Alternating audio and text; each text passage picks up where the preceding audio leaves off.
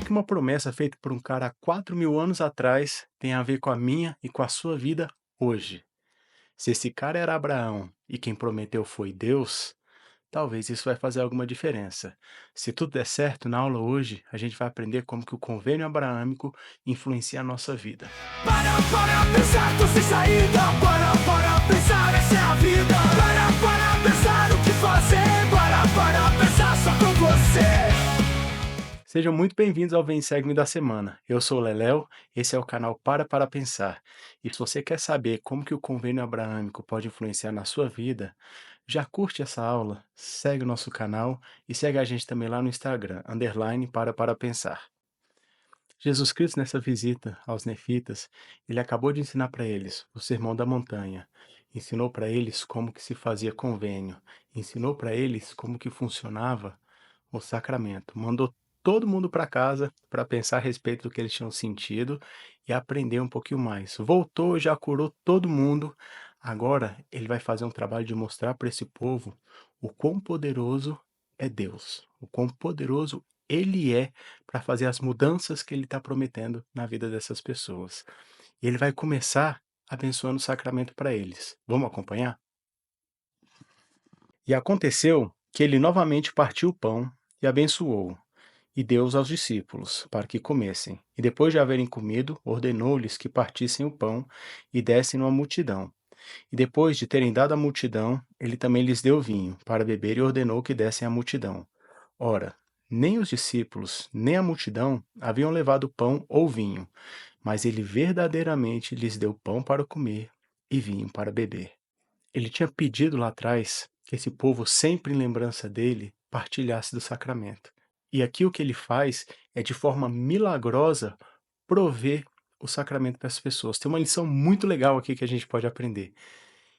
Ninguém tinha levado pão, ninguém tinha levado vinho, mas ainda assim, Deus, Jesus Cristo, proporcionou para que todo aquele povo pudesse fazer parte daquele convênio. A gente vai ver ao longo dessa aula como que desde sempre, quando Deus promete, ele cumpre, porque ele tem poder para cumprir. Lá em Jerusalém, ele tinha falado para os fariseus que ele levantaria filhos de Abraão até das pedras se fosse necessário. Deus, ele consegue fazer com que todas as suas palavras sejam cumpridas. Aqui, ele está usando isso com o sacramento. Agora, se ele fez isso para esse tanto de pessoas, tanto que ele não pode fazer na nossa vida, ele acabou de pedir para esse povo que se batizasse em nome dele e que fizessem um convênio de lembrar sempre dele. E olha o que ele promete de volta. E lembra, se ele prometeu, ele vai cumprir. E lembrar-me-ei do convênio que fiz com o meu povo, e com eles fiz convênio de que os reuniria em meu próprio devido tempo, e novamente lhes daria a terra de seus pais como herança, a qual é a terra de Jerusalém, terra que lhes foi prometida para sempre, diz o Pai. E eis que chegará o dia em que a plenitude do meu evangelho lhes será pregada. E crerão em mim, que eu sou Jesus Cristo, o Filho de Deus, e orarão ao Pai em meu nome. Se a gente parar para pensar hoje, todos os caminhos que foram necessários acontecer para que o evangelho chegasse na gente, para que as palavras de Cristo chegassem na gente, a gente vai perceber e entender que Deus ele está em controle o tempo todo. Ele sabe o que ele está fazendo. Ele sabe, apesar das dificuldades, apesar das perseguições, apesar da incrível maldade que o mundo vai apresentar constantemente, ele sabe como fazer com que suas promessas possam ser cumpridas. E as promessas que ele faz para a gente, elas são muito fantásticas. Se tudo der certo, a gente vai conseguir revisitar algumas delas hoje. Lá atrás, há 4.000 anos, Deus prometeu para um homem, Abrão, que se ele fosse obediente e seguisse aquilo que ele estava pedindo, esse homem seria altamente abençoado. Vamos dar uma olhada no que Deus pediu e o que ele prometeu para Abraão. E o Senhor disse a Abrão: sai da tua terra e da tua parentela e da casa de teu pai para a terra que eu te mostrarei. E far-te-ei uma grande nação, e abençoar-te-ei, e engrandecerei o teu nome, e tu serás uma bênção. Que abençoarei os que te abençoarem, e amaldiçoarei os que te amaldiçoarem, e em ti serão benditas todas as famílias da terra. A gente já está, de certa forma, habituado, ou tem uma noção do que foi o convênio abraâmico. Abraão, ele não tinha filhos naquela época e foi prometido que dele seria feita uma grande nação. A gente vive em tempos hoje que a gente vê essa grande nação. E essa promessa feita para Abraão, ela foi cumprida de várias formas. E eu acho legal a gente pincelar algumas delas, porque nem sempre é do jeito que a gente enxerga que vai ser cumprida. A primeira, a gente vê ali a questão de sacrifício de Isaque, a improbabilidade, foi prometido que seria uma grande nação, aí nasce o primeiro filho, nasce lá Isaque, o filho que é prometido, que dele que viria, e aquilo ali de alguma forma parece que vai dar errado. Mas o Senhor, de fato, enquanto Abraão está ali obediente, ele faz com que a família de Abraão cresça, que se multiplique, que tenha prosperidade. E a gente vai ver como que esse povo ele cresce através da obediência de uma forma muito impressionante.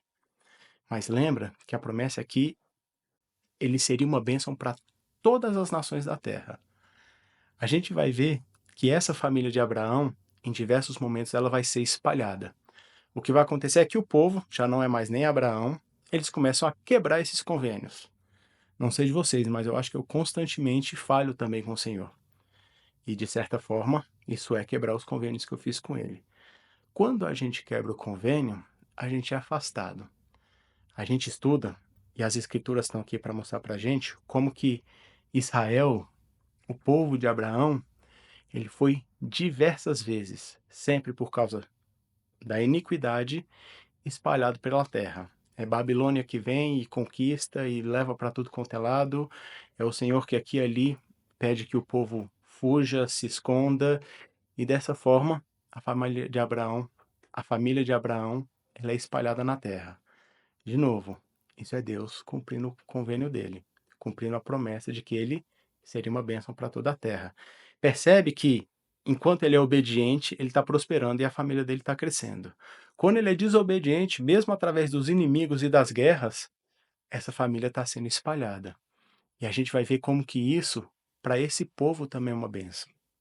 A gente vai ver como que Paulo, por exemplo, lá na frente, 2000 anos depois disso, está ensinando para judeus espalhados por toda a Europa sobre os convênios de Cristo, sobre os convênios de Abraão, e fazendo com que o evangelho seja espalhado pelo mundo, com que de fato a semente de Abraão comece a abençoar toda a terra através dos gentios. A gente vê que o próprio povo de Jesus Cristo, o próprio povo dos judeus, vai rejeitar as palavras, mas aquilo que eles escreveram, aquilo que eles ensinaram, Jesus Cristo vai então oferecer para os gentios, com a promessa de que por mais que fosse espalhado, esse povo poderia sempre retornar. Deus ele está sempre disposto a receber de volta esse povo. Ele veio para a terra por causa disso. Ele veio para a terra para possibilitar que a gente pudesse se arrepender, para que a gente pudesse ser reunido. Então existe uma promessa de uma grande coligação de Israel.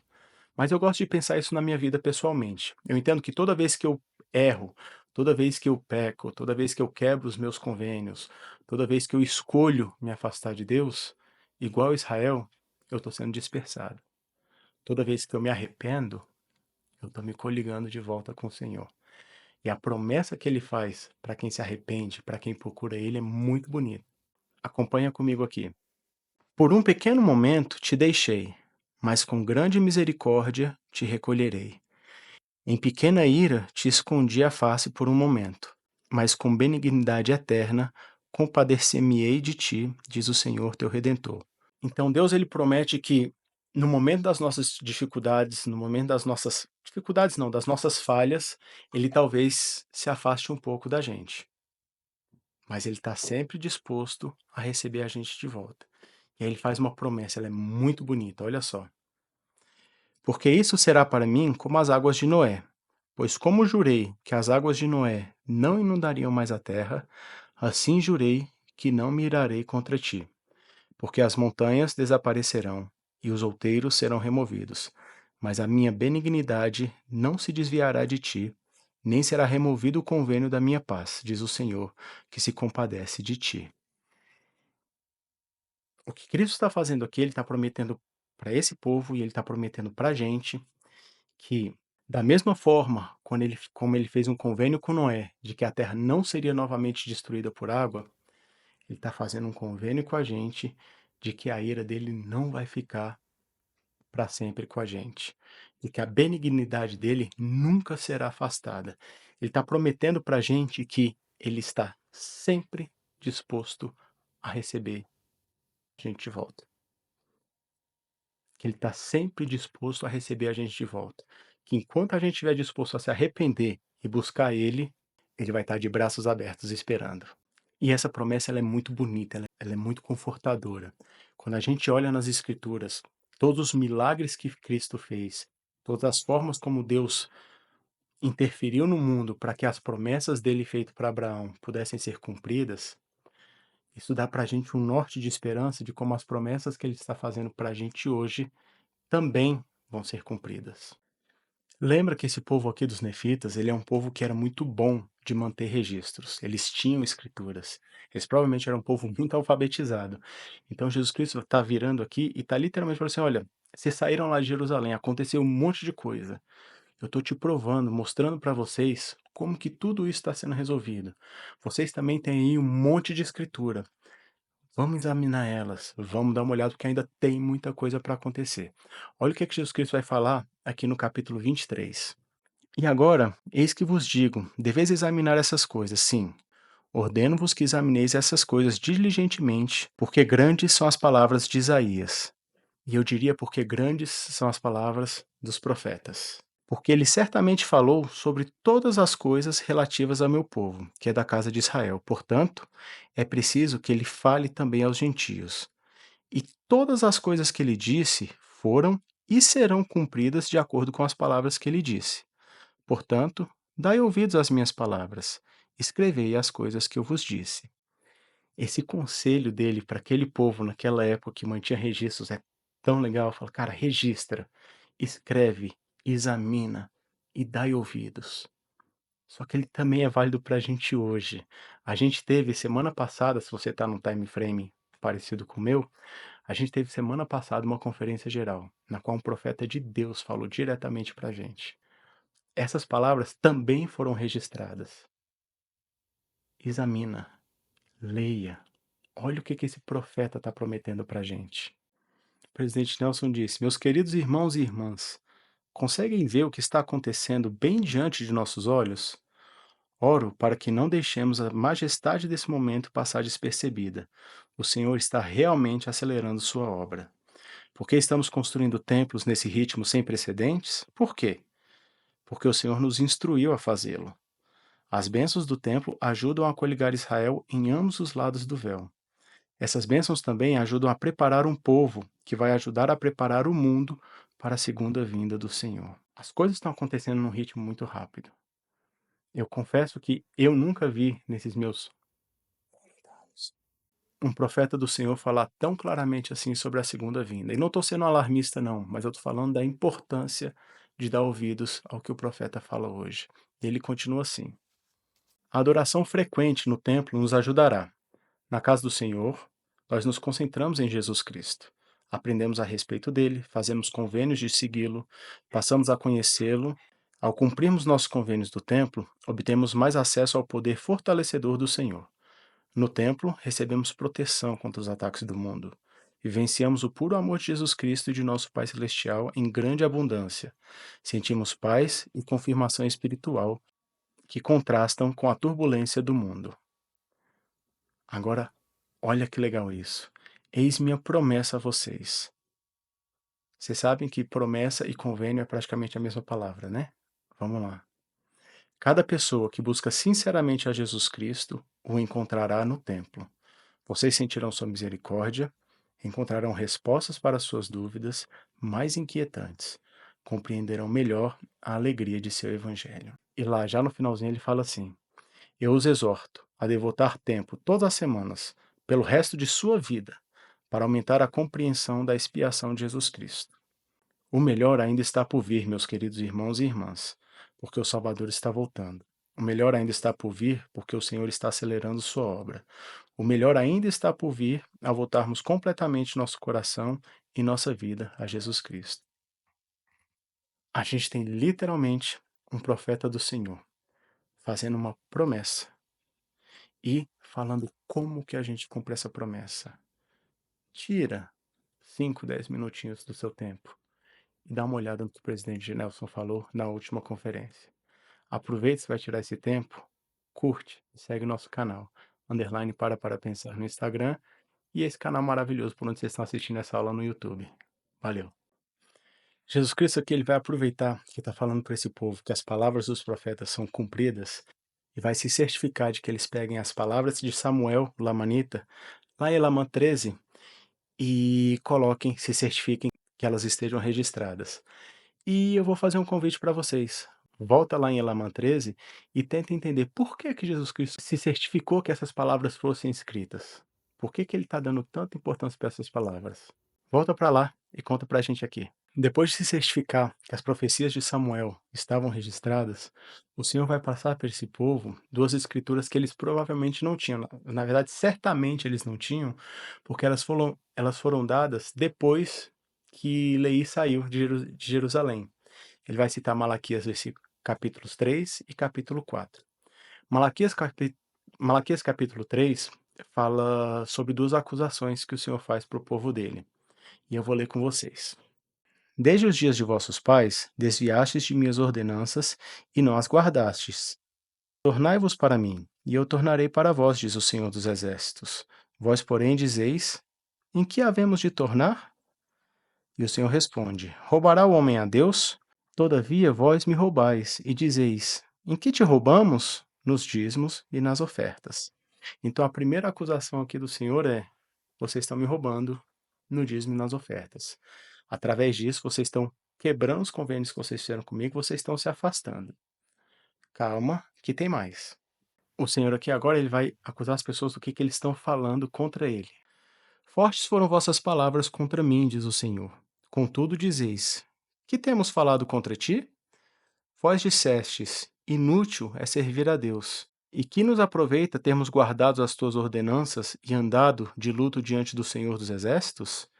E agora nós chamamos bem-aventurados os soberbos. Sim, são enaltecidos os que praticam iniquidade. Sim, os que tentam a Deus são libertados. Ele está acusando o povo de duas coisas: de não pagar o dízimo e de falar que servir a Deus talvez não valha a pena. De reclamar que as pessoas que são iníquas, que as pessoas que estão fazendo as coisas erradas, estão prosperando muito mais e estão vivendo uma vida muito melhor. Será que a gente sente alguma coisa parecida hoje? Que pagar o dízimo é loucura? Que servir é desperdício do nosso tempo? Que na verdade quem está bem mesmo são as pessoas que são egoístas e ruins? Daí o Senhor diz o seguinte: trazei todos os dízimos à casa do tesouro, para que haja mantimento na minha casa. E provai-me então com isto, diz o Senhor dos Exércitos, se eu não vos abrir as janelas do céu e não derramar sobre vós uma bênção tal, que não haja espaço suficiente para recebê-la. O Senhor está prometendo que as janelas do céu vão ser abertas. As janelas do céu foram abertas lá no Velho Testamento, quando choveu e a terra foi inundada. Então é aberta desse nível, só que dessa vez, ao invés de chuvas, ele está prometendo bênçãos, tanto físicas quanto espirituais. Ele fala: me prova. Faz essa coisa. É um mandamento que você fala assim: você pode ser egoísta com ele, não tem problema. Faz pelas bênçãos, mas faz. E as pessoas que temem a Deus vão dizer o seguinte: e então os que temiam ao Senhor falavam frequentemente uns com os outros, e o Senhor atentava e ouvia. E um livro de recordações foi escrito diante dele, para que os que temiam ao Senhor e lembravam-se de seu nome. É um pouco sutil, mas o que ele está falando é o seguinte: as pessoas aqui que escutam, que são tementes a Deus, que ouvem as coisas, eles conversam umas com as outras. E essas coisas são registradas. São registradas para benefício deles mesmos. E onde que estão esses registros? Esse daqui é um exemplo desses registros. As escrituras elas estão repletas de exemplos, e a gente tem visto isso nas últimas semanas de forma cansativa e repetitiva, às vezes, de que seguir a Deus, ser obediente, ser um bom servo, vale a pena. Tem uma coisa que o Elder Talmage ensina, que eu acho que vale a pena a gente lembrar para aplicar aqui. Às vezes a gente cai na ilusão de se sentir importante demais. Eu não estou falando que a gente não é importante para Deus. Eu estou falando que Deus não precisa da gente dessa forma que às vezes a gente pensa. O Senhor, ele tem poder para tocar o plano dele. Ele tem poder para cumprir as promessas dele. Lembra o que ele fez ali no sacramento? O mandamento não era tomar o sacramento? Ele se certificou de que o mandamento fosse cumprido. Ele tem poder para isso. James E. Talmage, ele conta a história é a parábola da mãe gato. Ela foi repetida numa conferência geral há 300 mil anos atrás. E ele conta mais ou menos que existia um naturalista que ia receber um monte de gente importante por causa do trabalho que ele fazia. Naturalista é um cara que vive na natureza. E ele um dia, andando, ele repara perto de um lago uns jovens amarrando, colocando uns filhotinhos de gato dentro de um paninho com a pedra e jogando no lago. E atrás deles a mamãe gato, desesperada, miando e fazendo um barulho maluco. Ele chega lá e fala assim: "Para que vocês estão fazendo isso?" E eles contam da situação, que era tudo muito difícil, que tinha uma senhora lá que era dona dessa mãe gato, que não gostava, não queria mais gato, não queria filhote, então ela pagava para esses meninos jogarem esses gatos no rio. E o senhor ele veio e fala assim: "Não, não, vamos fazer o seguinte, eu compro esses gatos de vocês, está aqui o preço, me dá os gatinhos, esses 3 que restaram", e ele pega esses gatinhos e leva para casa. Chegando em casa, lógico que a mamãe gato vem atrás dele e ela já começa ali a esboçar felicidade e fica junto, e ele dá leite, proporciona ali um lugar legal para ela ficar, para os gatinhos ficar, e ela passa a cuidar desse gato. No dia seguinte, quando ele está recebendo as pessoas na casa dele, essa mamãe gato chega e coloca um rato gigantesco. Acabou de matar, ela caça esse rato e coloca aos pés desse senhor. Para esse senhor, esse rato não tem nenhuma necessidade. Ele não precisa de rato, ele não come rato, ele não acha rato uma coisa bonita. Um rato morto, principalmente, pode ser uma das piores coisas que ele pode até imaginar. Mas para aquele gato, é tudo que ele tinha. Era a melhor forma que ele tinha de mostrar gratidão para aquele senhor. Quando o Senhor pede para a gente o nosso serviço, quando o Senhor pede para a gente o nosso dízimo, o que ele está pedindo é o rato. Ele não precisa disso. O Senhor ele daria conta de levar a obra dele com o dinheiro que fosse necessário, da forma como fosse necessária. Não é o que é feito. Ele precisa que a gente se torne seres muito melhores. Ele precisa que a gente seja obediente, que a gente seja humilde, que a gente tenha um coração quebrantado, um espírito contrito. Ele precisa da nossa mudança. E é para isso que ele dá esses mandamentos. Ele precisa salvar os filhotinhos, ou a gente é o filhotinho, ou os nossos filhotinhos de se afogarem. E isso só vai ser feito se a gente tiver gratidão. Por isso que o Senhor está pedindo essas coisas. No capítulo 25, Salvador vai repetir Malaquias 4. Malaquias 4, ele praticamente tem uma promessa. O Senhor fez aqui um monte de coisa que aconteceria antes da segunda vinda, antes dele vir e reinar em glória no mundo. Uma dessas coisas, ele promete que, antes do grande e terrível dia do Senhor, que Elias seria mandado. E ele voltaria o coração dos pais para os filhos e dos filhos para os pais. Até outro dia eu sempre enxergava isso como o trabalho do templo, o trabalho de genealogia, o poder selador. Eu sempre enxerguei de mim para cima. A responsabilidade que eu tinha como filho de ser grato pelos meus pais que me ensinaram o evangelho, pelos meus avós que aceitaram o evangelho lá atrás, em 1960, pelas pessoas que tornaram possível que eles estivessem aonde eles estavam, para quem mandou os missionários na casa deles. Eu sempre enxerguei para cima e vi esse trabalho de genealogia tão importante. Hoje eu percebo já um outro lado. Ano que vem meus filhos vão poder fazer batismo no templo. E é emocionante para mim ver a alegria deles, a cobrança, a vontade de estar lá. E eu percebo tanto que isso vai ser importante para que agora eu, como pai, consiga me voltar aos meus filhos. E é legal que tudo isso só é possível por causa daquelas coisas simples que ele está pedindo ali no capítulo anterior. A gente consegue, de certa forma, construir isso por causa dos dízimos e por causa do nosso serviço. O nosso serviço no templo é essencial para que o templo funcione. O nosso dízimo é essencial para que a gente seja grato e dê valor àquilo que está acontecendo. E é legal que o profeta hoje está pedindo para a gente rededicar a nossa vida. Que a gente faça um convênio para daqui para sempre, estar lá sempre no templo, sempre que possível, servindo e adorando. Percebe como todas as coisas estão em sincronia? Esse é o Evangelho de Jesus Cristo. São ensinamentos, são palavras que servem para abençoar a nossa vida e para abençoar a vida daqueles que a gente ama. Que a gente possa fazer isso que Jesus Cristo está pedindo. Que a gente possa fazer esses convênios com o Senhor. Esses capítulos ensinam muito, muito, muito sobre convênios. Só estudar um pouquinho, com bastante atenção, de acordo com o que o próprio Salvador pediu, que a gente vai entender o que são convênios, como que a gente os faz e a bênção e a diferença que isso vai fazer nas nossas vidas. Muito obrigado pela presença de vocês, por acompanhar essa aula e até semana que vem no Vem e Segue-me do Para Pensar. Para pensar, tô sem saída. Para pensar, essa é a vida. Para pensar o que fazer. Para pensar só com você.